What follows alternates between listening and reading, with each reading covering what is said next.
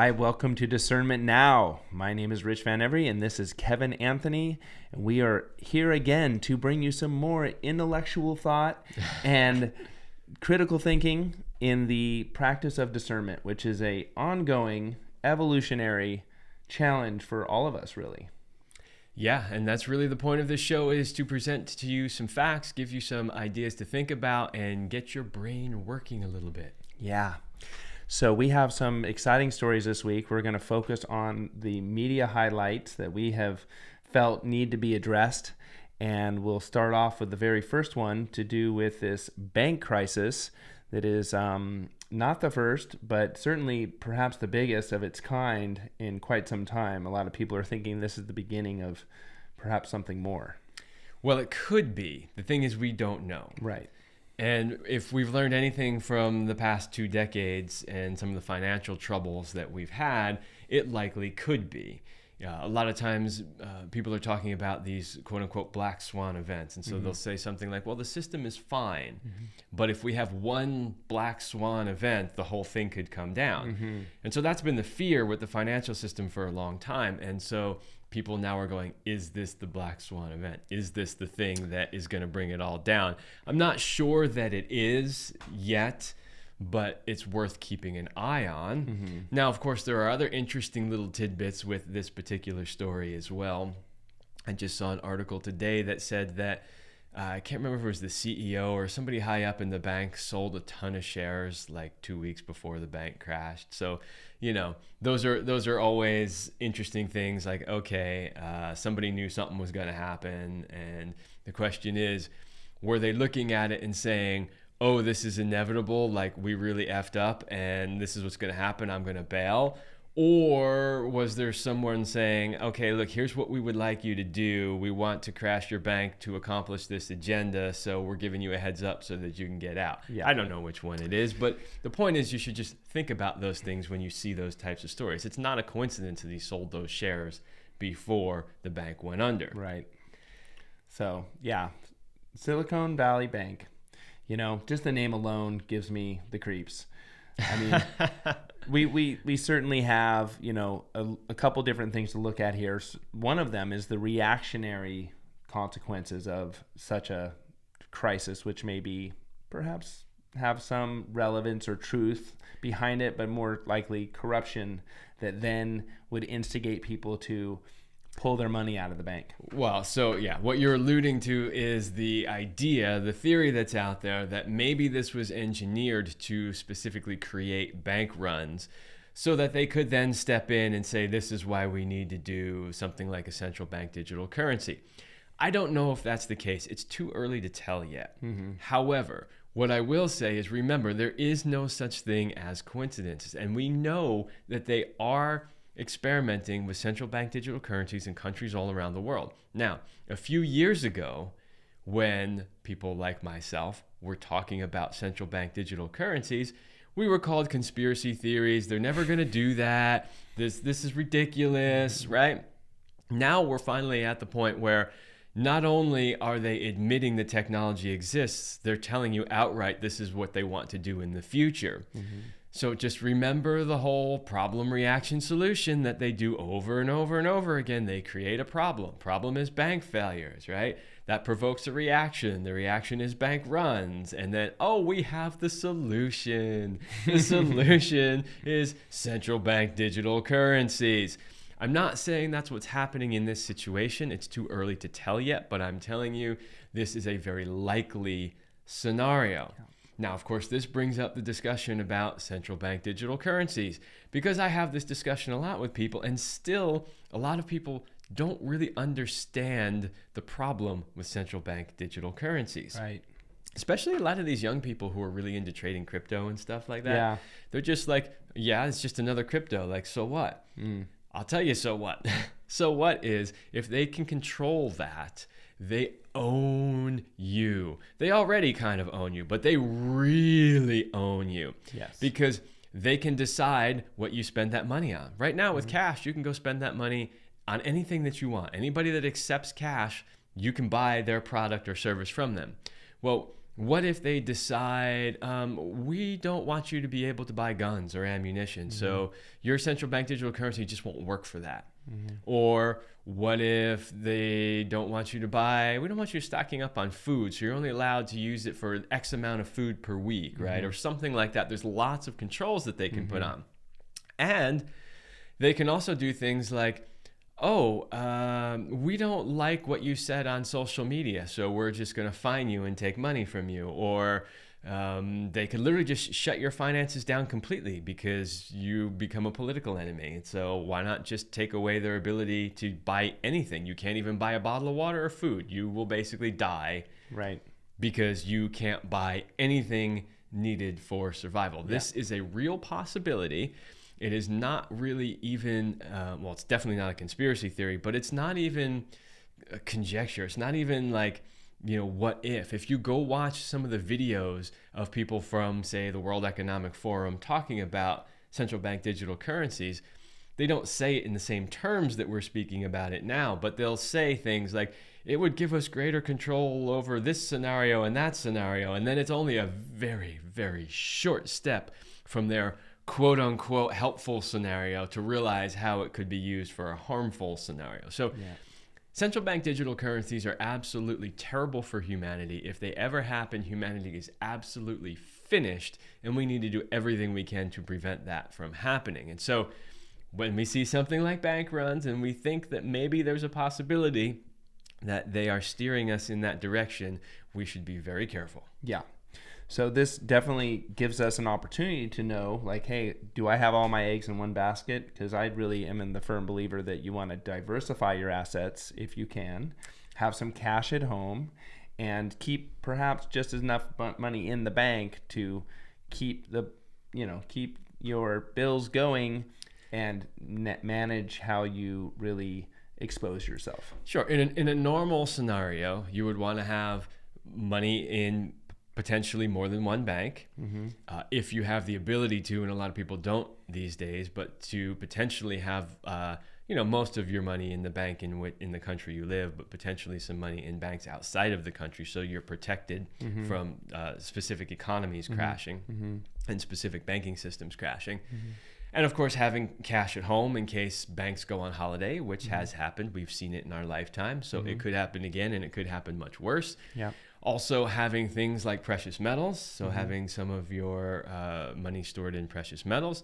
But keep in mind, even with all of those things done, if they want to institute central bank currencies, they're going to immediately, cash isn't going to work anymore, because nobody's going to take cash. It's not going to be worth anything. They're going to make it immediately illegal to use gold or silver for any sort of monetary transaction as well. They're going to take every avenue away from you except for that one. Now, that doesn't mean that there aren't going to be underground black markets where people are going to be exchanging these things, because there will be. Yeah. Right. But they're going to make it as difficult as possible. And those strategies that we use in quote unquote normal scenarios about how we place our finances around won't work in that scenario.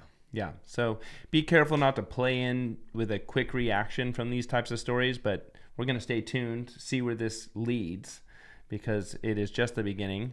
And Sam Bankman-Fried and his whole fiasco was certainly a part of this trend that, I think the dangerous part about it is just normalizing this sort of thing and making people think like, oh, well, that's just something that is happening now. I mean, this stands true for all the different topics we talk about. We have to really stay true to our understanding of, what our power is as purchasers. Yeah, so there's normalizing, but really what it is again back to problem, reaction, solution. So if they can show that there is this series of terrible financial things happening and the system needs some new order, needs some new structure. That's basically what how they usually do it. Interesting thing, we've talked about this before, although maybe not on this show, but the interesting thing about the quote unquote what we call the cabal, or this group of wealthy, powerful people that run the world, they never do anything new. They use the same tactics over and over again. The technologies change, right? Yeah. So they can maybe implement this strategy faster or more completely or whatever. But it's the same strategy over and over and over again. Just go read some history books and you will know exactly what they're up to when you see this next thing come up. Yeah. It's nothing new. Yeah. So that is a big one. So we're going to move on to the next story, which would you like to lead off on that one? All right. So next one, this is really huge, huge, huge. So Dr. Robert Redfield was testifying in front of Congress, and they asked him some very direct and pointed questions. They asked him whether or not he thought it was the lab leak versus the, wet market theory. Yeah.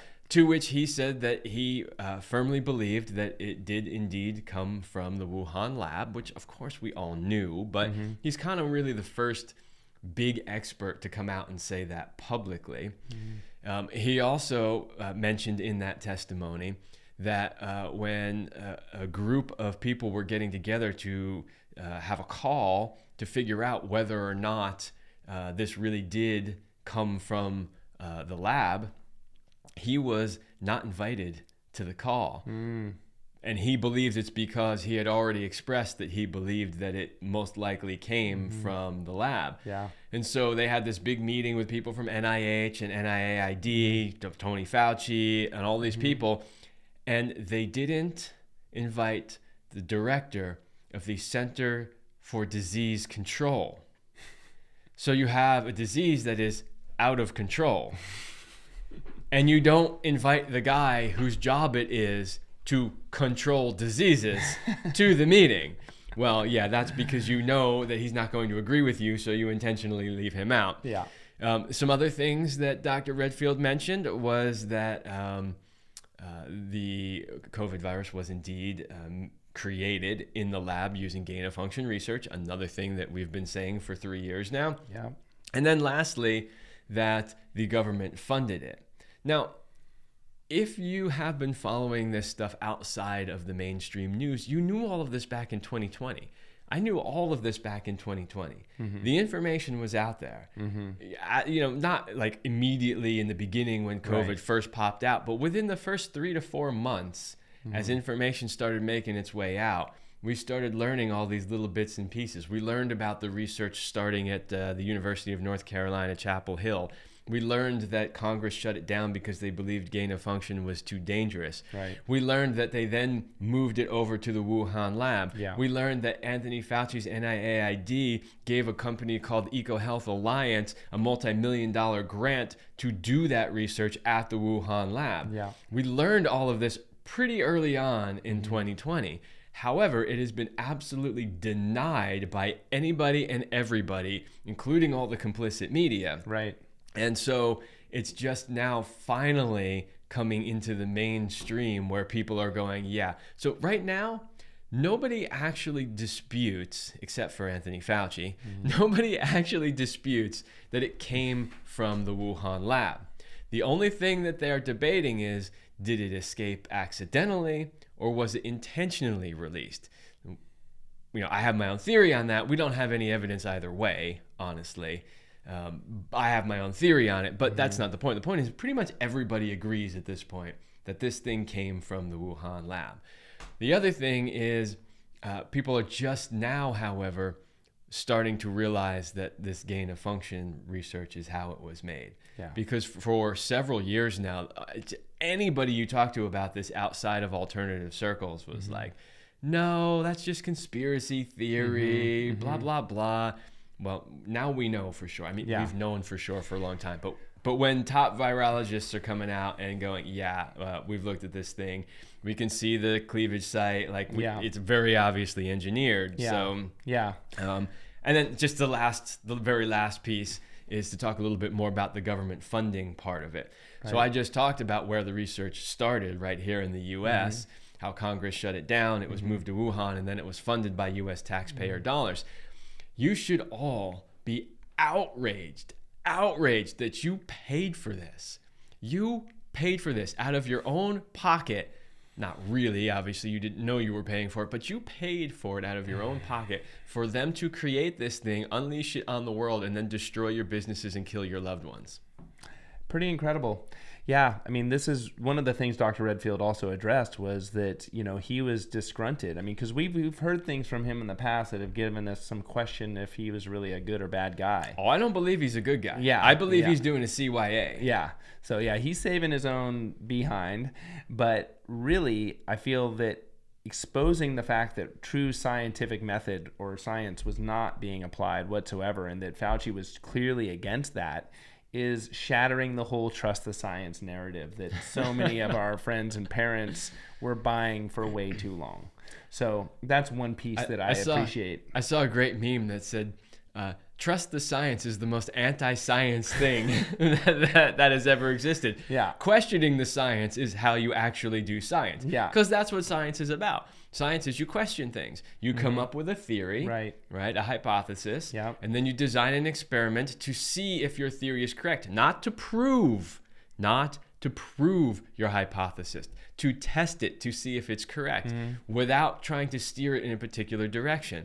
Here's how I think it's working. Right. I'm going to set up this experiment. I'm going to see if my theory is correct. Yeah. And whatever the results are, I have to accept them. But that's not actually how we do science. You're right. The way we actually do science is we come up with an idea. We go, okay, we either think it works this way or we want it to work this way. We designed, for instance, let's just say a drug. We designed a drug to do this specific thing. So now we're going to set up an experiment to prove that it actually does this thing that we said that it does. Right. That is not science. Yeah. And this is where the problem lies, is that our regulating bodies, all the three-letter agencies, have become captured pretty much. And so they're policing or regulating or testing their own products, which is such a red flag. There's absolutely no credibility there. The perfect example of that is the Pfizer exec who got busted by Project Veritas, saying basically when he was asked, how they're getting away with doing this quote unquote, it wasn't really gain of function. That's not the word that he used. It was natural evolution. Yeah. It was, some sort of directed evolution. Directed evolution, right? And he basically came out and said that, they've captured the regulatory agencies and it's not going to be a problem because they own it, right? Yeah. So, of course, which we all know is true. We've known this for decades, but it's just great to have some actual proof, people from the inside finally admitting it. Yeah, it's really incredible because, now people are coming out that are, questioning the validity of virology in general, which I do believe is not exercising that scientific method, and even the existence of viruses. And so there are potential infiltrators to really create more confusion and dismantle some of these things that, we just frankly don't have enough information about to have much certainty on. But certainly I think that there is a motive, and it's something to be cautious of and to not get too caught up or too confused when some counter narratives start popping up from these types of things. Well, for sure. And, what was one of the tactics, a lot of times they will drip little pieces of truth out there. And you want to say, well, why would they say that? Because that's kind of exposing what they're up to. Well, because one, they never tell you the whole thing. Right. And two, they just want to muddy the waters and they want to confuse everything. And they want to make it such that nobody can really figure it out. And I got one piece of truth and you got another piece of truth. And now we're arguing over whose piece of truth is right. Yeah. When they're probably either both right or both wrong. And they're both missing the whole picture. Yeah. This is a classic tactic that they use all the time. Yeah. Yeah. So that is certainly, I think, a step in progress as we continue to see truth trickle to the surface to some degree, or people getting closer to hopefully being held accountable, like Mr. Fauci needs to be put behind bars or worse. That reminds me, we have to talk about Fauci's denial. So a day or two after Dr. Redfield's testimony, Fauci goes on a TV show, because he has to deny all the accusations that were made about him. And he outright says that he never called for lockdowns. So he just says, I never said that, right?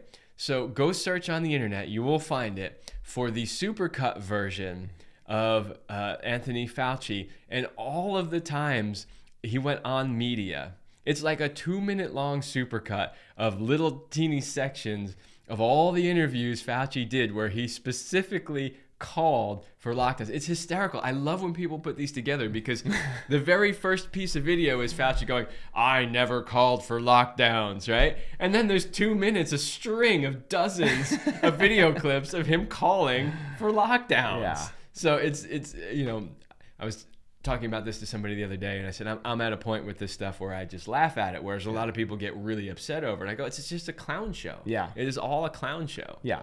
And what a lot of this boils down to, and will lead us into the next story, is this concept of censorship, and that how it was put into our Constitution as our First Amendment for a reason. And when we have the Senate Majority Leader on both sides of our political parties basically condemning and or calling to silence Mr. Tucker, who got his hands on the January 6 tapes and have now released them to give us a pretty clear picture of certain things that we can see. Wow, whenever they're looking to cover or censor something, most likely there's some truth in it. Well, okay, so yeah, let's talk about the January 6 tapes and Tucker. So first of all, people are saying, well, why did they only give it to Tucker? Well, that's not exactly true, because the mainstream media had access to this stuff for 2 years.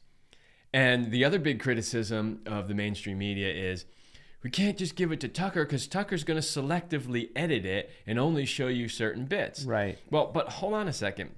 That's exactly what the mainstream media has done for 2 years. They selectively edited it. They only showed us very, very small pieces that were taken out of context. And did you know this? Here's an article I read over this past weekend.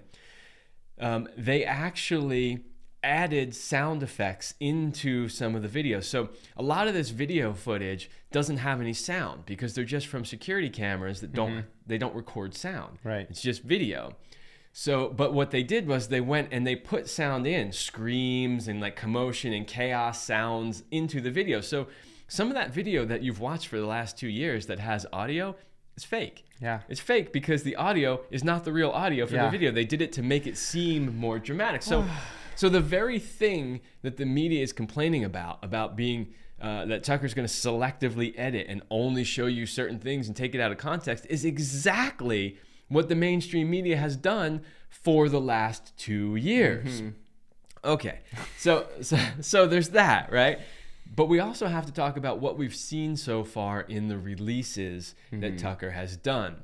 So what have we seen? Well, there's a guy called the QAnon shaman. Everybody saw him. He's wearing the thing with the horns and blah, blah, blah. Is probably a disturbed individual. But we're told that he was a leader of this insurrection and busted his way into the Capitol and blah, blah, blah. Well, now that we see the actual video, we see that he was let in, that he was escorted all over the building by Capitol Police. Not only did they not stop him, they literally escorted him and they unlocked doors for him. Yeah. And then when they were in the main chamber, QAnon shaman guy does a prayer thanking the cops for all of their help. So that completely blows up that narrative. Yeah. And that's not the only thing. There were a bunch of other narratives that got blown up from that video as well. Yeah. Point being simply that what you were told wasn't the truth. The mainstream media lied to you for 2 years, and the Biden administration lied for you to 2 years. And now that we see the actual video, we see, oh, that's not exactly what happened. Now is it? Yeah. And, just even the word insurrection, I think, is worth mentioning here, because that implies that, there were deaths and things of major implication happened, just like the word lockdown. I mean, that is a prison term, not to be used carelessly, but they use these words purposely of course they do. To create this extra juice within it. And so we had multiple police officers apparently that had been killed. One was apparently bashed over the head with a fire extinguisher. No, that was a lie. That did not happen. That actually did not happen. Well, so that's another thing, is they keep telling you that 5 officers died during this deadly insurrection. You'll hear the term deadly insurrection used all the time. Right. Actually, 1 officer died of natural causes. Yeah. The other 4 died after January 6th through suicides or accidents or whatever that had nothing to do, most likely nothing to do. Some of them may have been suicided, but I don't know that for sure, and I can't really say. But they may have known things, because it's a little odd that they all committed suicide. You know how that goes. Hence the term suicided. But anyway, the point is that's yet another lie about January 6th. Yeah, and I guess one mystery still remaining in this story is Ashley Babbitt and really what happened to her. Because when I saw the tape of her potential murder, which, the person who shot was never held accountable, his name was never even brought forward. They refused to do an investigation. All these really fishy things went down. And, God rest her soul in peace if she was actually a, murdered victim in this instance. But I mean, because she's from here in San Diego, I met her parents briefly, and I just feel like, she potentially was part of a crisis acting scenario. And I hate to even say that, because if she was truly murdered, but we just don't really know. We just don't really know. I have no idea. I can't speak to that at all. Let's just hope the truth from that comes out, because I would like to see justice served, or at least some reconciliation for her loss, because she was the one person that day that was potentially lost. I honestly don't know what is going on with that scenario. My gut feeling is that she was indeed killed by a Capitol Police officer, and they are basically just covering it up to protect Capitol Police. Very likely, but if you watch the tape of that situation, things are going down in a very fabricated way. So she may have been actually shot, but the way people reacted, the way things were happening, it was made for TV, unfortunately. I don't know if it's been probably been a year and a half since I've watched that video, so I don't remember exactly. But I don't know if I would say made for TV, but it's highly likely it was a trigger-happy Capitol Police officer. But those other things are possibilities. I mean, we know they do stuff like this all the time. They have been caught using crisis actors so many times at school shootings, at natural disasters. I mean, you even see they used to put these ads on Craigslist for people to show up, and they would pay them to be in these crisis acting. So anything is possible. I can't say it is in that situation, but... Okay, so should we move on? All right. What's next? So next and the last one for this episode is Matt Taibbi in the Twitter files. Go Matt. Being hauled in front of Congress to testify. Now, what I think is very interesting about that is Congress basically wants to make an example out of Mr. Taibbi, and they want to, I mean, if they could, they'd throw him in jail. They want to basically discourage journalists from doing what Matt Taibbi did. Now, Matt's not the only guy that released Twitter files. Right. He was the first one, and he's released a lot of the damning evidence. He's released evidence that shows clearly that Twitter was censoring information. Clearly shows that both the Biden administration and the FBI were directly requesting Twitter ban certain accounts and censor certain information. Blacklisting people. So we know that the government was very clearly involved in censorship. So there's some pretty big stuff that's come out of that. But what's interesting is aside from them trying to make an example out of Mr. Taibbi, they were also trying to get him to expose his sources. Now, that's not necessarily that shocking. But what is shocking is the representative who was questioning him directly asked him, did Elon Musk give you this information?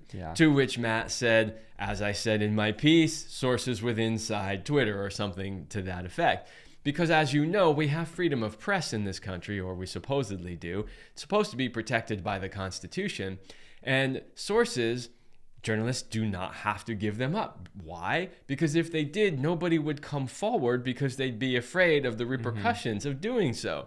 So therefore, sources are protected. Now notice, almost every single article that CNN posts, or MSNBC, or even Fox News, every single one of them, no matter what it's about, will say, sources close to the matter, sources inside, confidential sources. Like, they will say this 10 times in an article, and nobody ever questions them and tries to get them to expose their sources.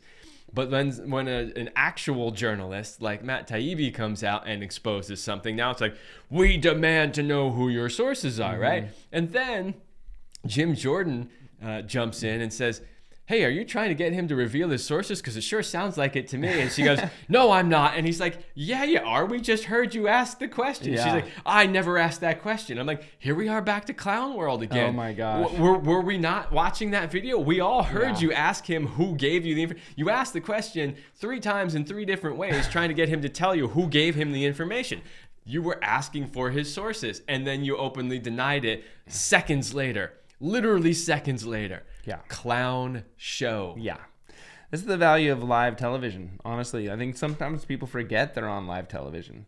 And you know what? I don't even think they forget anymore. They just don't care. They think that you are so stupid that you are not even going to realize what just happened. Yeah. That's really what they think. But we know you're not stupid, and we know that you can see through the facade and through the clown show, and know that it isn't only acts of courage to stand up for what's right and to do things that require some bravery that will continue us on the path to uphold our Constitution and our natural rights. Indeed. So there you go, everybody. Keep looking past the mainstream media. Keep thinking critically about these topics and what they might potentially mean, not only for the situation itself, but what they're leading to in the future. Yeah, which leads me into actually something that Kevin turned me on to recently, which was Mark Passio's volume of information that he has available on YouTube. It's almost incredible that it's still on YouTube, but he has so many different topics. I started with natural law, part 1, 2, and 3. But he has some other incredible ones on psyops, on taxation, all kinds of things. So we wanted to offer that reference to you today. Make sure you consider looking into his material. Gives you a really good foundation baseline from which to move forward and keep your critical thinking skills at the highest level. Yeah, I highly recommend watching his series on natural law. It will blow your mind and change the way you think about the entire world and how it operates. Yeah, and even though I haven't read this book yet, I just got this book and I want to give it a plug. Mega Dynamics by Jamie Walden.